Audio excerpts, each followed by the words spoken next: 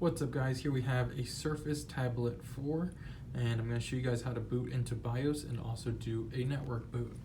So to boot into BIOS, we're going to have to press the power button and the volume up at the same time. So we'll press that, wait for the Surface image to appear, and then there you go, the Surface UEFI BIOS system here. And you can also come down, you can use your mouse, change your boot configuration. But after you make your changes, basically you would exit there and then hit restart now. Now to boot into network mode, you're gonna press the volume down and power button and hold those.